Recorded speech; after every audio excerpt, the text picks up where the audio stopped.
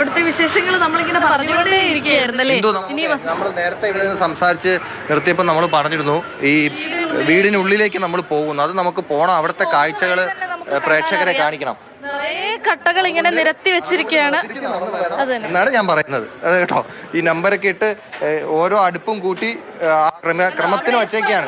ഇവിടെ എത്തിയപ്പോഴത്തേക്ക് നോക്കിയാൽ S13 S14 ഒരുപാട് പേര് കൂട്ടമായി വന്നവരൊക്കെ കട്ടയൊക്കെ ബുക്ക് ചെയ്ത് നേരത്തെ റെഡിയാക്കി വെച്ചിരിക്കണം. മുറ്റം നിറയെ നാളെ പൊങ്കാലയായിരിക്കും. നാളെ ഭക്ഷണം കൊടുക്കും. ഇന്ന് വൈകിട്ട് ഭക്ഷണം കൊടുക്കാനും നാളെ ഭക്ഷണം കൊടുക്കാനും വേണ്ടിയിട്ടുള്ള ഒരുക്കങ്ങളാണ് ഇവിടെ ഈ ഭാഗത്ത് നടക്കുന്നത്. ആ ചേട്ടന്മാരെല്ലാരും കണ്ടോ എന്താ കറിക്ക് അരിയുന്നതാണെന്ന് തോന്നുന്നു. എന്തോ അവരടുത്ത് ചോദിച്ചേ രാത്രി എന്താ കഴിക്കാനെന്ന്. ഇത് എന്തിനുള്ളതാ ചേട്ടാ തയ്യാറാക്കുന്നത്? കൂടെ എന്താ ചപ്പാത്തിയോ? നാളെയൊക്കെ എന്തായിരിക്കും സ്പെഷ്യല്? നാളെ അവിയല്, സാമ്പാറ്, തോരൻ, പച്ചടി, പുളിശ്ശേരി, ചോറ്, ഉപ്പുമാവ്, പഴം.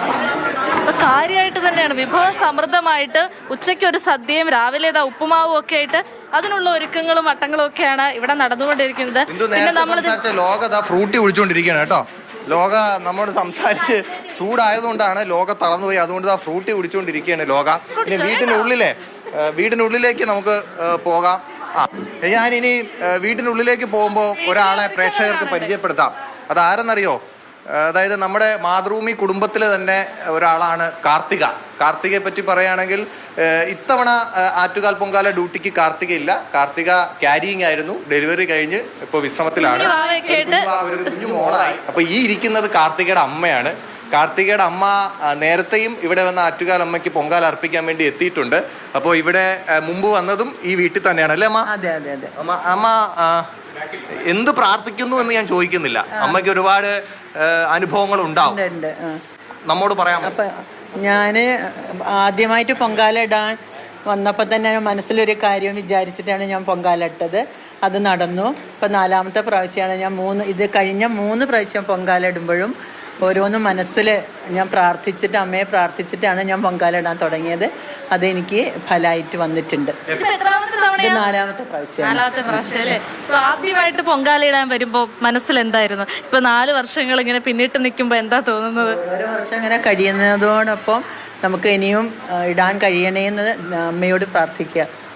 ഓരോരോ വർഷവും ഇനി പൊങ്കാല ഇടാനുള്ള ആരോഗ്യം ഉണ്ടാവണം. അതാണ് അമ്മയോട് പ്രാർത്ഥിക്കുന്നത്. കാർത്തിക സുഖമായിട്ടിരിക്കുന്നു. കാർത്തിക സുഖമായിട്ടിരിക്കുന്നു. ഭാവയും സുഖമായിട്ടിരിക്കുന്നു. മോക്ക് 5 മാസം കഴിഞ്ഞ് 6ാം മാസം തുടങ്ങി.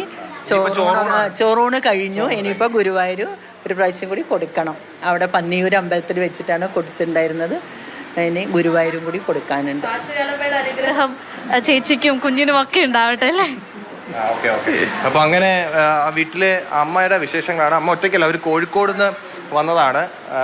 ഇനി നമ്മുടെ അവർക്കൊപ്പം വന്നവരടുത്ത് കൂടി നമുക്ക് സംസാരിക്കാം. എത്രാമത്തെ പൊങ്കാല അർപ്പിക്കാൻ? 2ാമത്തെ. എന്തൊക്കെയാണ് ആ ഒരു അനുഭവങ്ങൾ എന്ന് പറയുന്നത്?